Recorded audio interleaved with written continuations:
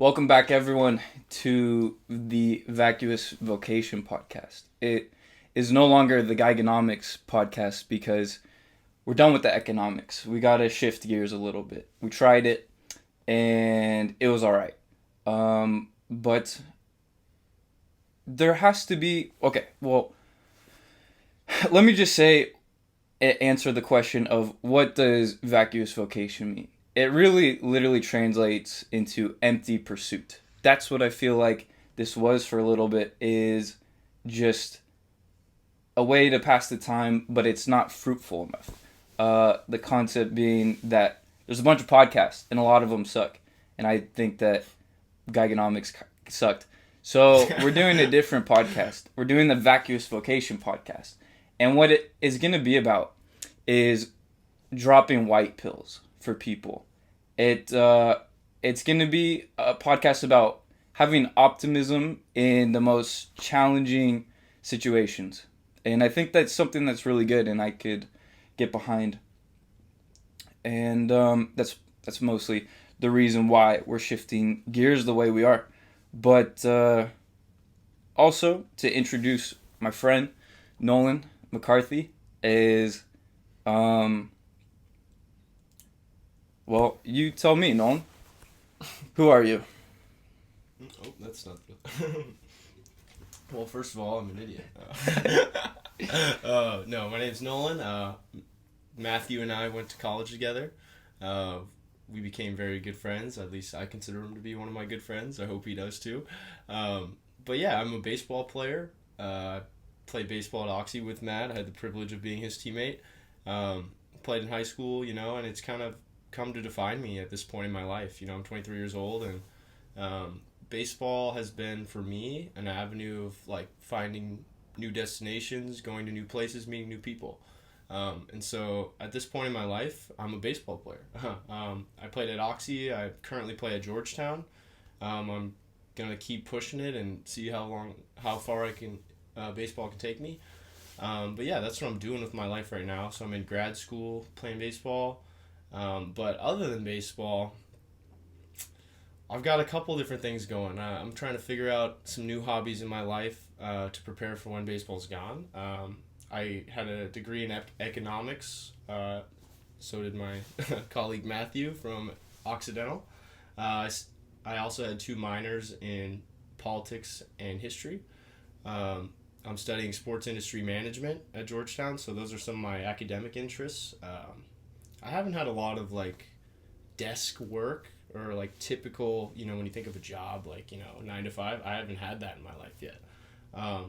So as far as like my work life, there isn't really a lot to go off of. I've had like odd jobs and stuff, but looking for a new career path definitely.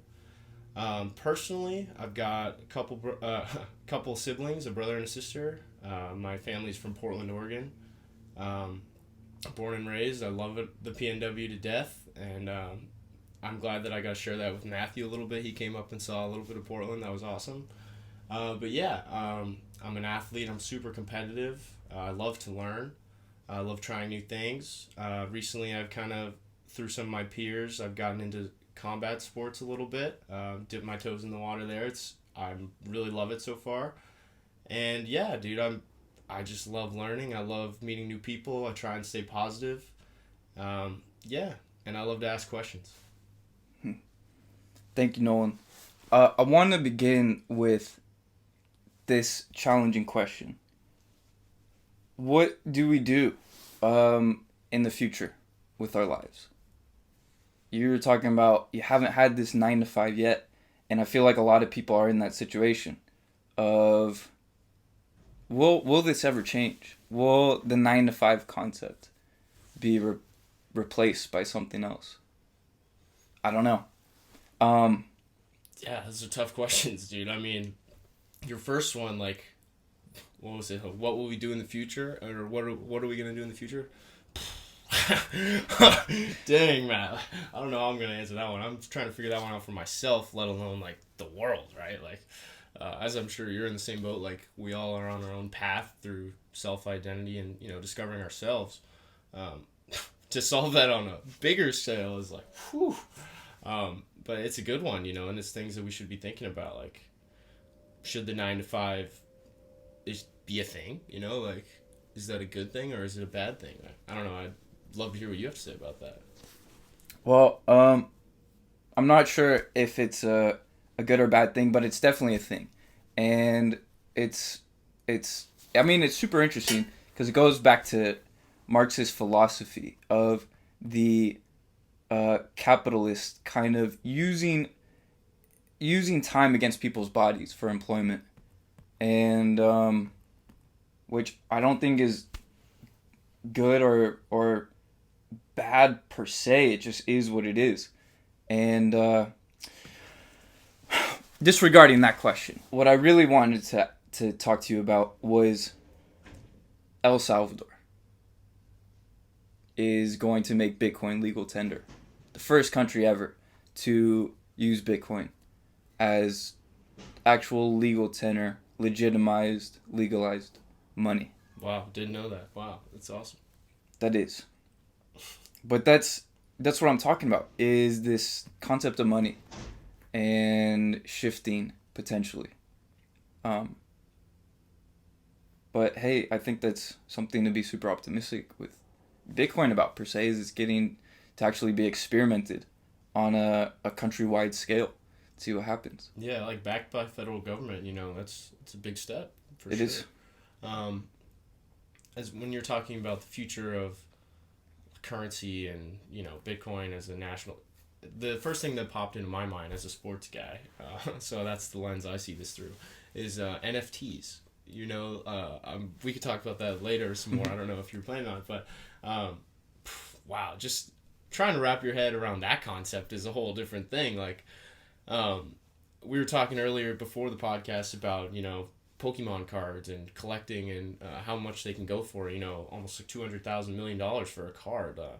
And it kind of, you see that same effect in NFTs, right?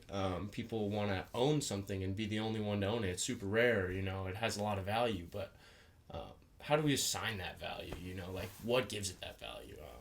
There's a lot of questions that we talked a lot about in economics classes and undergrad, and we went back and forth with our professors and asked some hard questions, and it's just, I don't know, even after all the discussions, it just seems a little ridiculous to me that something that has it's not tangible could be worth so much. And obviously I understand like how it works and why they have value and why people will pay for it, invest in it, and federal government would end up backing it. But it comes all back to the first question you asked, like, where's our future going? Like, it just changes everything we've known about money, or at least the generation in front of us has. And yeah, it's super cool to see, and I hope it works out. But I hope it works out in a safe and easy to access, and in a way that the older generation will understand how to use Bitcoin, because that would be a problem, right? Like, if Bitcoin was the national currency of the United States, like, what % of the country would even know what Bitcoin is? Like, I wonder how El Salvador is going to do with that, like educating their public and stuff. What do you think about that? All this stuff has to be learned from the bottom up rather than top down. People are learning about Uber before it was the taxi system. And if you can learn Uber, you can learn Bitcoin. We usually have most of our transactions be digital, so it won't be that hard to just switch over to another digital exchange system. But it is really interesting with money and, with economics, to answer the question of where does this value come from. It's all subjective. It's whatever people believe in will suffice, but it's also subjective desire. If I choose a painting that I like, that's because I like it. Doesn't mean you have to like it. Mm-hmm. And so then it's this form of indirect exchange with a form of bartering system when you buy things or exchange for things in different forms of money per se, because that is crazy if we change the system of money we use from dollars. All we've known growing up is dollars. Mm-hmm. And to consider if that's going to change in our lifetimes is really, that has major effects and things of theoretical interest that like a lot of things are in the dollar system. Mm-hmm. To think about everything going to be priced in Bitcoin is interesting, none the least. Yeah, I think what you're touching on is like path dependence a little bit, right? Like our nations have become so used to, and like we create everything around having dollar bills. How are we going to change from that? And it kind of changes us to that concept, right? A little bit. You know, like you think about ATMs dispersing cash, like, you know, that's no longer a thing. Or like at the gas station, all those, or just anywhere where you can insert dollar bills, like, and they have those cash dispensers, like to buy a $2 soda or something, you know, that's no longer a thing. You know, we're gonna have to rewire all of our vending machines, everything, you know. Yeah, becoming so used to something that your society can't do anything else. Yeah, path dependence a little bit. Yeah, at least with money, I mean, a lot of people still use cash, but to see cash go away, due to, I mean, I gotta think like, I mean, yeah, it could be the technology that comes in, but also from inflation, hyperinflation, that is very possible. But I'm not sure how that. Dude, yeah, one thing I'm thinking about too is like that would make it really hard to falsify any tax information, right? Like there's no more people shoving $10,000 under their mattress, right? So like you can't really, none of your finances are private anymore. If the government, you know, if you have to buy Bitcoin and everything you own is in Bitcoin. None of it's private? Like, per se, like, you know, say right now you were to stumble upon a bag of $50,000 in cash. Mm-hmm. And you just shoved it in that closet right there. Mm-hmm. You wouldn't be taxed on that because nobody knows you have it. Yeah. But if cash isn't worth anything and Bitcoin's the only thing that is, you know, legal tender, then you have to exchange that $50,000 for Bitcoin. And now if the IRS can see that, you know what I'm saying? Mm-hmm. So there's no way to... This would make it easier for the government to tax its people, is what I'm saying. Is with Bitcoin? Yes. Yeah. If El Salvador moves to Bitcoin. Perhaps. Yeah, but the thing with Bitcoin is that even though it's taxable, they can't increase more of it. So people will feel the pain of being taxed way more severely than an easy money currency can be taxed. Mm-hmm. And I think, I mean, what you had under like monarchies was when they incurred their debts, the people were furious, especially to wage war, but the kings had to pay it back. At least under this system, people were held liable to see what they're taking rather than this invisible form of taxation, which is going through, you know, the printing system. Mm. And that's like stealing at night. That's a good point, yeah. It's unseen. So Bitcoin helps reduce some of the severity that occurs with taxing of our current monetary system. Mm. Yeah, that's interesting. Then the government can't just print out a bunch of money. Yeah, dude. I mean, they could mine a bunch of Bitcoin, but... But even then, there's only 21 million Bitcoin. Mm-hmm. And we have trillions of dollars in the system today. Mm-hmm. Yeah. Excuse me. No, it's interesting. Wow, it's El Salvador. Good for them. Dude, it could be a come-up country. In the next 10 years or so, this is the whole thing. Okay, so we're going to do a little travel back. Okay. Our freshman year at Oxy, we took Making Economic Sense with Professor Jurgen. Mm-hmm. The book that was our so-called textbook for that course was The Road to Freedom by Peter Boss.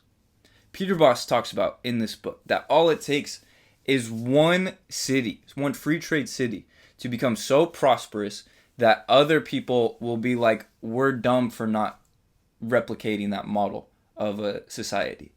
And that one free trade city is going to be pretty much replicated. Not replicated, but the system that they use. And so what's cool is that if you were talking about, you know, the abolition of slavery to someone in 1845, and you told them like, hey, slavery is going to be abolished in 20 years, they'd be like, what the fuck are you talking about? You're crazy. Slavery has been around for thousands of years. It's not going away in 20 years. But then it gets abolished. And now that was a huge major step for human freedom. Now the next major step, I think in part with the technological revolution and the more individual sovereignty that happens exponentially, the next major leap for human freedom is gonna come with the abolition of the state. And it's possible that if you have these free trade cities, you will totally dismantle the myth that we need the lesser of two evils. This evil system doesn't have to exist, and that's incredible to consider as well. Yeah, that is pretty crazy to think about. Like almost like a prophecy per se from. I think not prophecy, but just equilibrium. Equilibrium of prosperity results to human freedom. Mm-hmm. Taxation doesn't, even democracy cannot coexist with freedom. It can't, dude. Because it's, this idea that you're tied to the will of people. And if the majority votes to take your bike, they get to take it. Because that's just rule of the majority. But that's not more moral. And that's not more conducive to human freedom. Actually, human freedom is being able to decide what kind of bike you get and what you do with it. And not like in any immoral sense, but if you want a blue bike over a red bike, that should be your choice. Anyways, I think with Bitcoin, but Bitcoin isn't the ultimate monetary form. I think for the future, there's going to be different forms of money that will be better. But it's a major step towards a sound money. A sound money with a limited government, like a fucking abolished government, you have so much potential. At a city level, all you need is a local government, which doesn't, wage wars or be like a super bureaucracy. Anyways, El Salvador has potential. But I think a lot of these countries, these smaller countries, are just going to be like, dude, let's also go on Bitcoin. And then they'll become super prosperous, and then it'll be this, gradually, then suddenly wave of, I don't know, it could be a long time, but that is incredible for people and their freedom and having, freedom over their money. Right now, we don't even own our money. We get taxed on our income, which says that, the IRS, the state, has a higher claim to our money than we do. And dang, dude. Yeah, no, I mean, politically like, when we talk about the government, I think you and I see very similarly. Like, we don't agree on everything, but we agree on a lot of things. And, like, yeah, I mean, I don't want to get too into it, but I think that the government is proven, as you've alluded to be not an effective organization. Like, you look at and we talked about this in that class and in a couple classes we took, like, what is the worst place you have to go ever? The DMV, right? The least efficient, and we talked about why it is that way because of the incentives. They're actually incentivized to work poorly so that they get more money from the federal government, right? So, like, the worse they work, the more aid they get. So the better they do, the less money they get. So they're actually, why would they want the DMV line to go quick, right? They want you to sit there for hours, so it seems like it's doing bad. So anyway, that's just one example of the government-run entity that I think is terrible and how the incentives are off. So I agree with you on that. But how I see it is I'm not totally sure I'm ready to abolish the government because I think that, well, first of all, I think that would take a long time. But you could be right. Maybe this guy from 20 years in the future is telling me that there's going to be no more governments, and I'm just like, oh, you're crazy. I think it will take some time. But in my heart, I believe that the government is just, its incentives are flawed. So we should try and make it as small as possible. Instead of giving them more money to, solve big problems, they've proven that they suck at solving problems.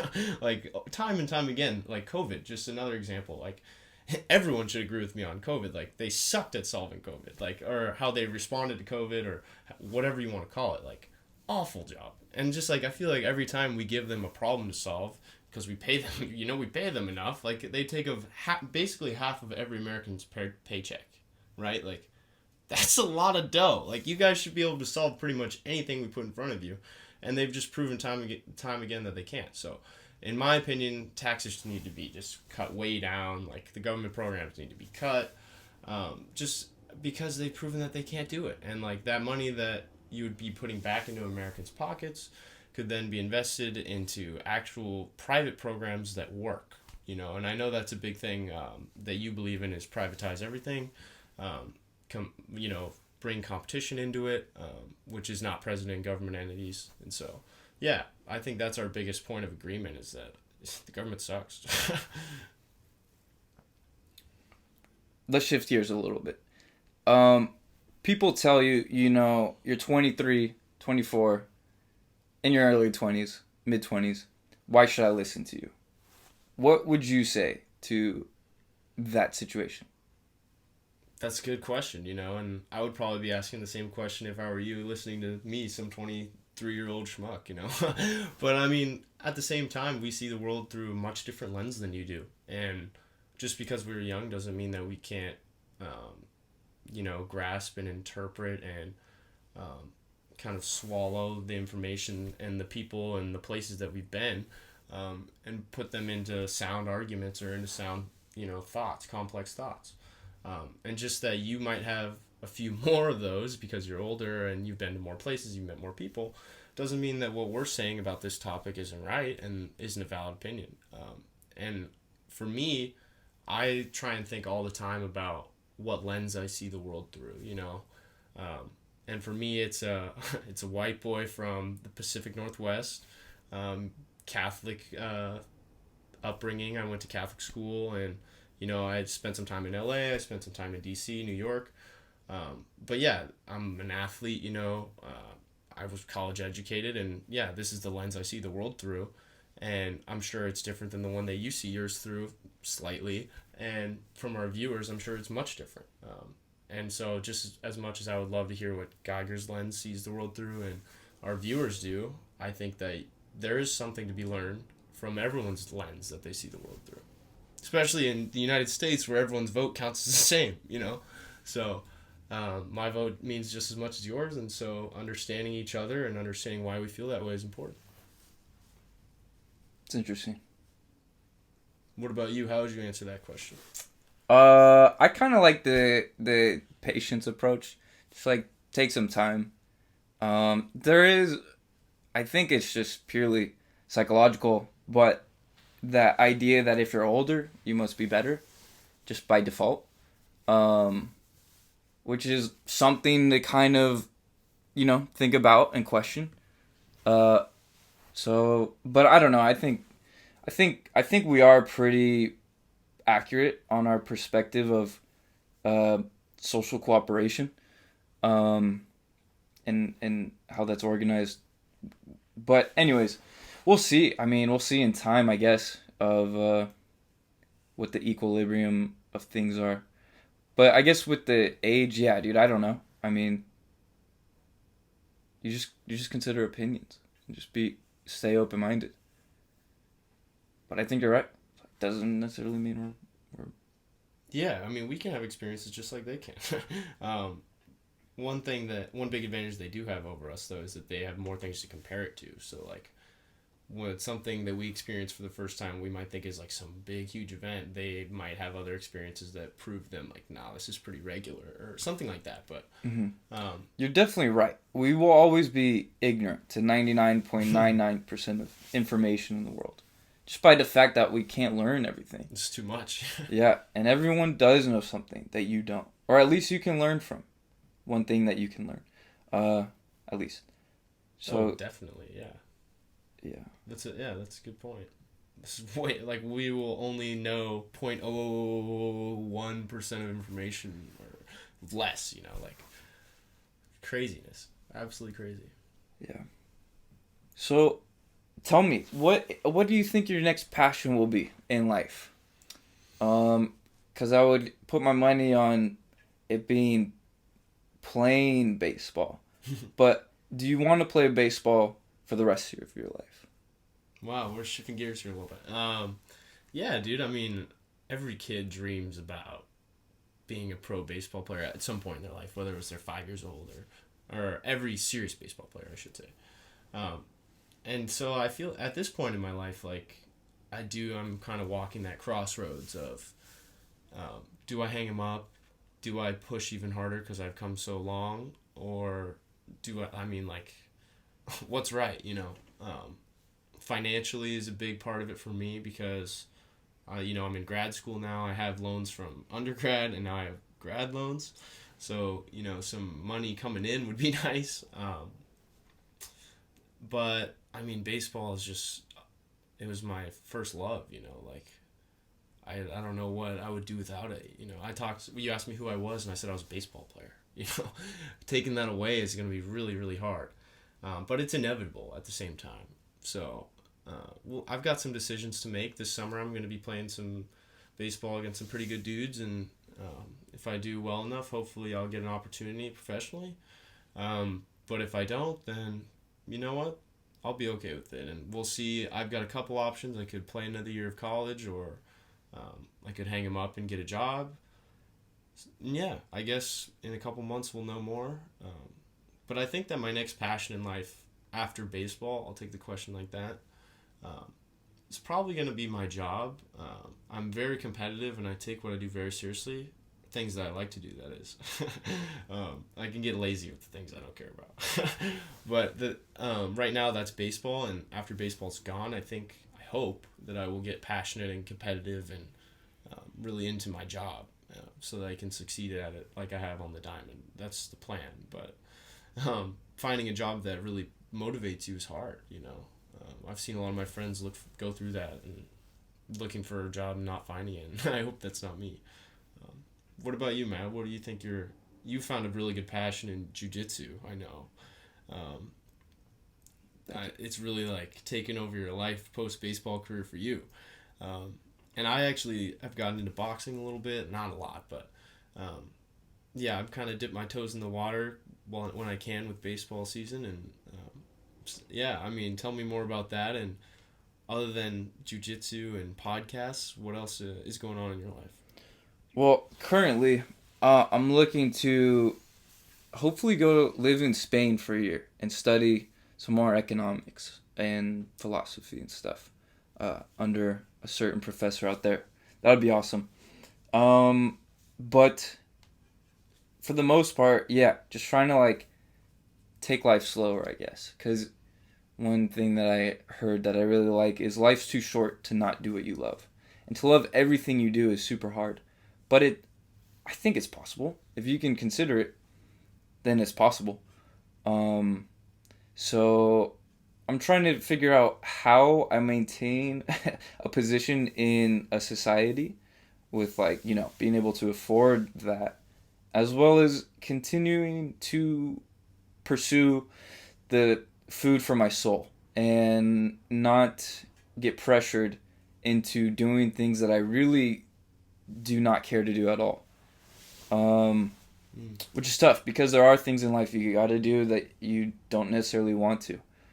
But I think there's a way to get past doing things like that you really don't want to do.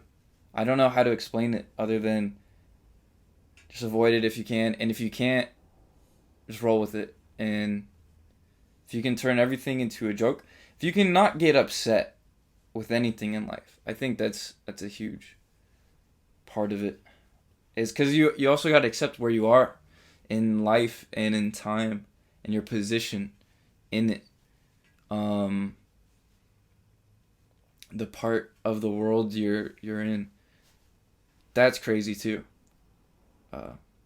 Yeah, dude, sometimes I think about that. I think this is what you're talking about, like, just of all the people in the world, like, I was dropped in Portland, Oregon, and that's where I was born, and that's, like, me.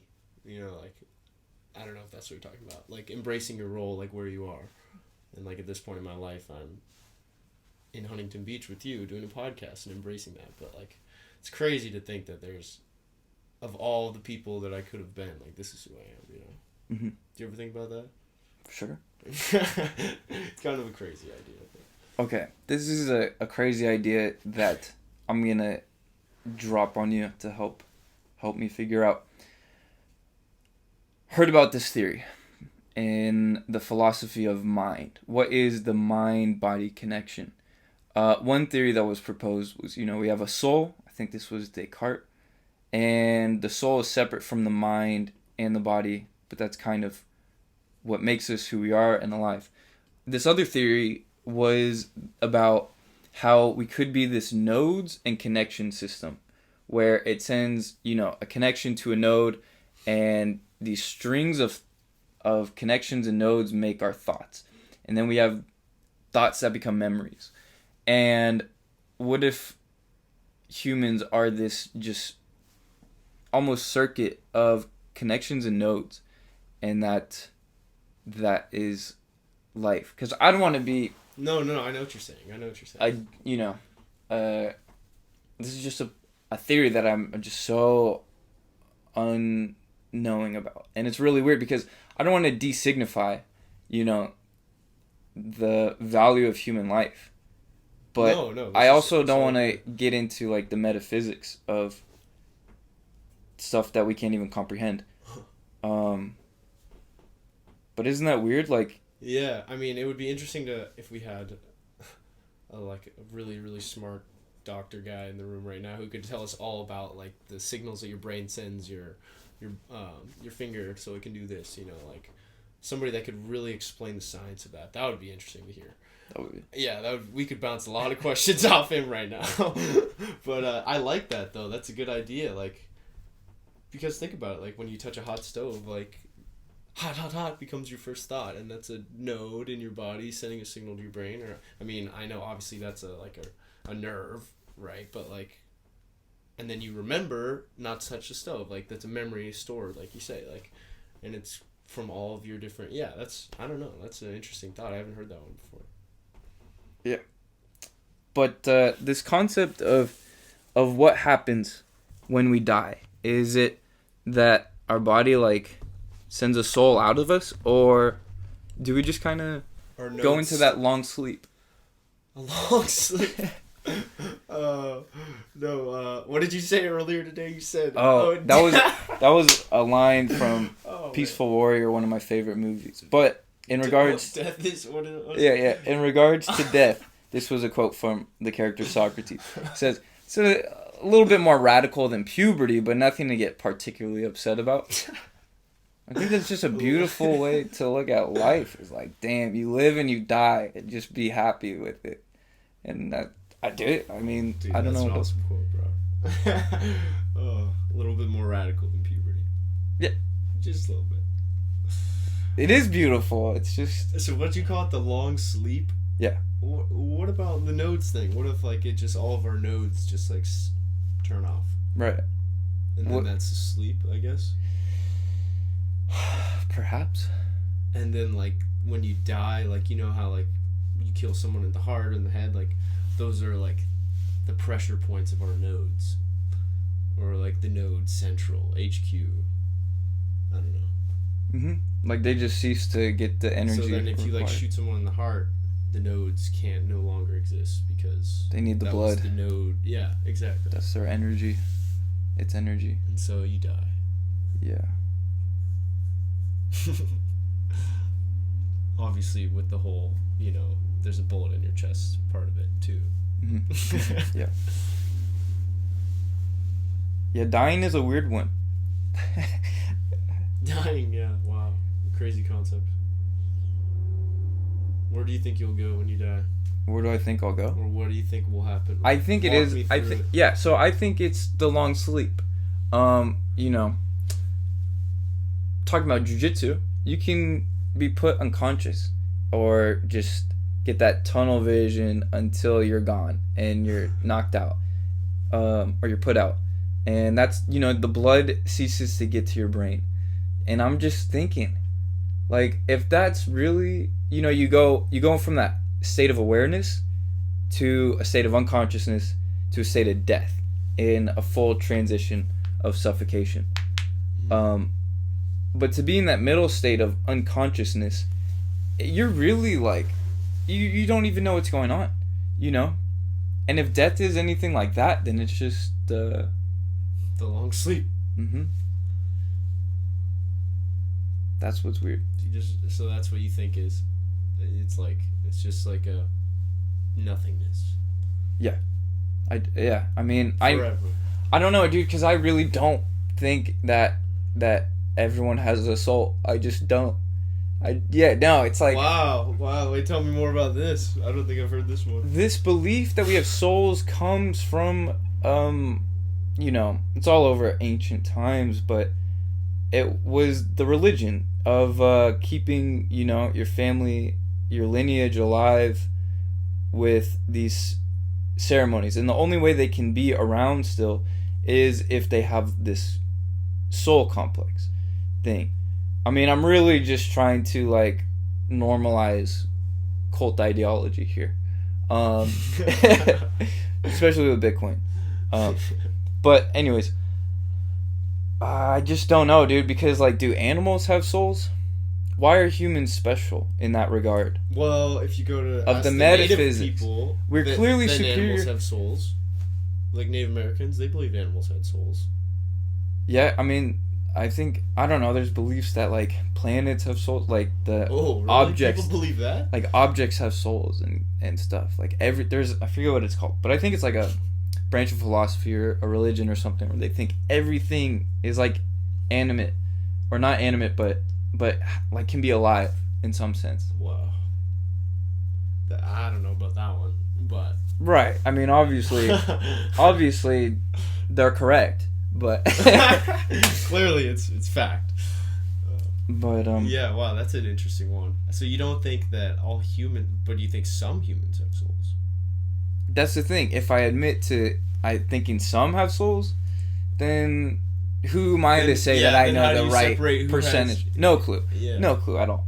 That's why I'm like, I just question it. I don't know. Mm-hmm. I don't know if they do, because I could believe that, but I don't. So I think that... Dude, it's hard to believe stuff that you don't have evidence on. Like, I'm kind of a cynic, to be honest with you, Matthew. And I kind of am a skeptic of a lot of things until I really see it for my own eyes, or see it, or when someone I really trust, vouches for it. And yeah, soul evidence is really lacking. And as well as a recommender, too. So it's hard for me to buy in on souls as well.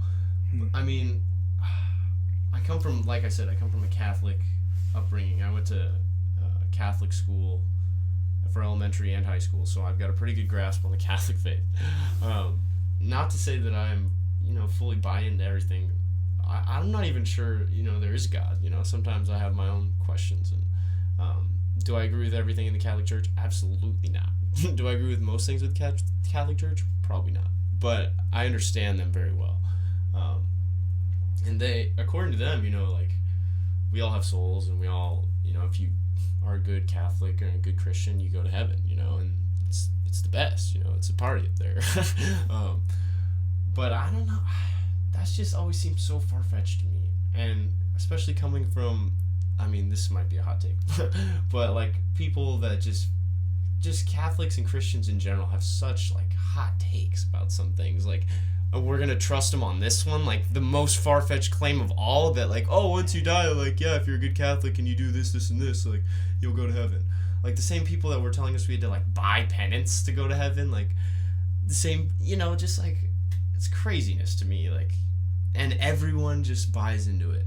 Like, I remember as a little kid, like, going to this church, like, hearing about heaven, and like, of course, like, as you try and swallow it, and like as you get older, you start to question it a little bit. I remember one day I walked into church and it was just packed, like people of all ages and sizes and colors, and they're all just believing and praising and worshiping, and they're having a great time. And I was just like, dude, everyone here believes in this God that nobody's ever seen, and like there's no evidence exists, and just like, what are we doing here? Like, especially because Mass for me as a kid wasn't fun, like it was an hour of kneeling and quiet, and horrible, as any kid would say, right? So yeah, it just didn't make any sense to me. So I've had my own doubts, but as far as souls go, I mean, I do believe in ghosts. So I don't know how that ties into it. I feel like if you believe in ghosts, you have to believe in souls. Because what is a ghost other than like a soul, and a demented soul or something? Something. But, or is it just like... with a pillow sheet on top of it. and 2 eye holes. I don't know, man. I don't even know if I believe in ghosts, like physical apparitions, as much as like signs or like spirits or like, for example, like my dad, is kind of crazy and tells wild stories sometimes, but I believe him on this one. Like his dad died when he was 16 years old, and he used to work on the roof of his house all the time. You would hear his boots walking up on the roof, and my dad's whole life, he said. And then after he died, occasionally he and all of his siblings can vouch for this, that they would hear his dad's boots walking on the roof, like a couple times, like this happened. And so, I mean, I believe that, like, but is that his soul? Like, this is where it gets fuzzy for me. Like, I think that some things can happen. Did they all imagine that, Like, I don't think so. On the same night? I don't know. What do you think? Do you don't believe in ghosts? I don't. Because you don't believe in souls. Yeah, correct. I think. Not correct, but I think, yeah, I agree with that. Uh-huh. Wow. So you think that, let me ask you this. Mm-hmm. You think every person that's ever had a ghost story ever is lying? Or imagined it? I would say perhaps. I don't know. I wasn't there. I can't, like, prove anything. This is all speculation. Right. Yeah. Yeah, dude, I don't know, man. I just don't get it. Like, it doesn't, I don't even I can't comprehend it. That's the thing. Oh, yeah. So I just don't even know what that would be like, that experience. Yeah, I've never had a ghost interaction before either, but I just feel like there's so many people that have ghost stories, and people that will swear by them. Yeah. That for all of them to be made up, it seems crazy. Unless if it's like part of human nature that like some people like imagine things after they lose a loved one or something, that could be another thing. And like only some human beings are wired this way, like they grieve this way, they see ghosts or they imagine their loved ones, and not all do. So that's what ghosts are. Does that make sense? Sort of. I'm gonna say yes. Oh. We're getting off topic here. Ghosts. I like this format though of not having a topic, a road to follow for conversation. No, yeah, it's good. Don't want to be too scripted, Ghosts, man. I hope I see a ghost one day. Yeah. I think it would be fun. You don't think it would kill you? Like just like out of a horror film? I don't think so. I hope not. I think that, people are so terrified of ghosts, but if it's a ghost, what can it really do to you? Like, is it going to be able, like, can I touch it, Like, can it touch me? It's a great question. It's what the questions we needed answers to. Yeah, I would definitely be scared, no doubt about that. I'm not trying to say I'd be, oh yeah, I'd punch him in the face. Like, no, I wouldn't. But, oh yeah, I hope I wouldn't be scared. Too scared.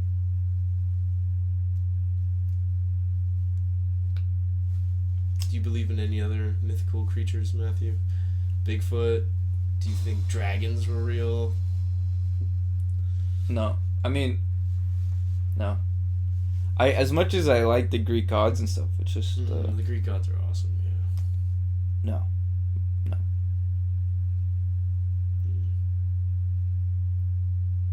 A skeptic. Yeah, indeed. Yeah, probably no dragons. Bigfoot? Yeah, but you live in the Pacific Northwest. It's true. By the beach? Yeah, there's no Bigfoot down here. No chance.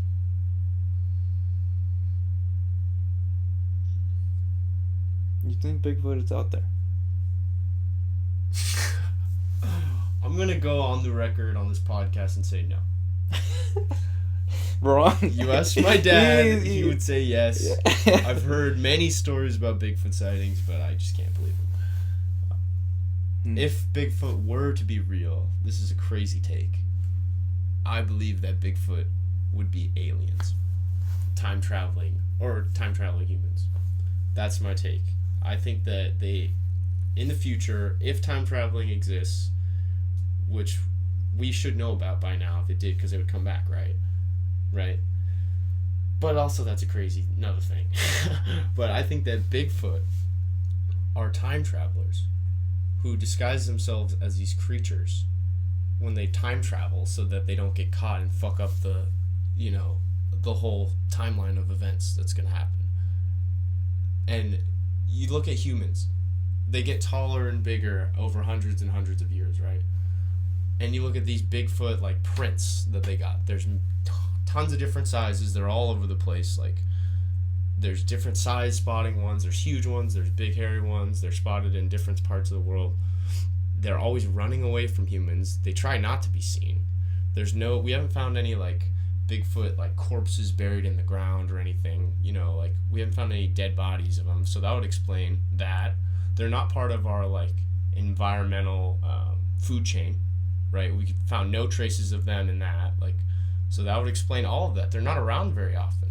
They just time travel when something needs to get done. They dress up like a big old Bigfoot or whatever. They do their thing really quickly, and then they leave. And so when we spot them, they like that one. He's like walking away. He's like, oh shit, a human saw me. He's like, I gotta go before I fuck up the timeline. And then he goes back to the future. That's a very interesting take. I like that one. It's very far-fetched. And I don't expect any of our viewers to believe. Listen, the only way that can be true is if you can back up how time traveling works. I cannot do that. But maybe in 10,000 years they can. And these people are from 10,000 years. When Earth is destroyed, and this is part of a social studies class in 12,000 on a different planet. They say this is how our ancestors grew trees on Earth. Remember Earth? And they go, let's go back to Earth. The reason why I don't think time travel can ever occur is because you need to go back in time. Think of dance or jiu-jitsu. It's momentary. It's a performative art, and then it vanishes forever. And unless it's a recording, that's captured time. And the format of this, on this disc, and like a camera captured it, like a photograph. That's captured, a moment captured in time, but that's all it is. It's just this photo. And I don't think that you can literally go back into something that has been a moment. That has already been captured. That has already occurred, but not captured in some system like a camera. Oh. Or a machine. Yes, I see what you mean. Like, dude, what? A computer creates worlds in a machine that you can travel in and out of. So maybe that's where time travel, the concept exists. What if we are in one of those machines right now? A simulation. Like the Matrix. Then we could go back in time. Yeah. And Bigfoot are the people running the simulation. That's crazy, dude. Wow, that would be a... What if... Holy, Bigfoot are the people pulling the strings. What if Bigfoot... No. What if, like in the Matrix... Oh, baby. Once you get unplugged, when they go into the Matrix, they try to avoid crowds. What if Bigfoot were like the saviors of the people, and they're like, we're trying to get all these people out, but we just can't be seen because we're their enemy. Like, we look at Bigfoot and we think that's a monster. That's an alien, a foreign figure. Capture a video of it like they do in the Matrix and call the... Yep. We're the useful idiots of Agent Smiths. Oh my god. We're just, outfits for him to try on and use. And just, anytime we see Bigfoot, we're programmed to go, oh my god, it's Bigfoot. Yeah. Literally, because you would never, ever see Bigfoot and just be like, if I'm walking with you, you would never see it and be like, and just not tell me. No. Never. Never. Wow, that's a crazy concept, Matt. I love that one. This is what's interesting, is we've been so psychologically manipulated into believing that we should serve humanity, and we're just hostile to anything foreign that's not a human. We're humanist, unfortunately or fortunately. It's true. But if we see a Bigfoot, we're like, dude, that's a Bigfoot. Like, that's not a human. I'm going to take a picture of it. Or something. Like an animal. That's why we like zoos. As long as it's not humans in cages. Well, some sick people like humans in cages for, marijuana possession. But that's another subject. Bigfoot, we're just like, damn, that is an animal that's, potentially hostile to humans, let's take photos of it. And Bigfoot could be the savior of humanity. I love that take. That's wow. That's awesome. That's really good stuff. I hope that that's the case, and Bigfoot will one day save me in his huge fuzzy arms, and You then know what? unplug me, and then I'm a Bigfoot. This is what this podcast is about. A vacuous vocation. Where it's an empty pursuit of something completely unnecessary, perhaps, but there could be hidden gems. Oh, I hope some of our viewers out there really connected with this one. Yeah, I think maybe we might have struck a couple people. yeah. And that's what this is about, is taking opinions in an optimistic perspective. To hopefully make your life optimistic. Nolan, thanks for coming on. Anything else you got that is up? No, I would just say keep an open mind out there. Keep your eyes open for Bigfoot at all times. But yeah, I had a lot of fun, Matt. Thanks for having me on here. I hope I gave you something good. My pleasure. Thank you.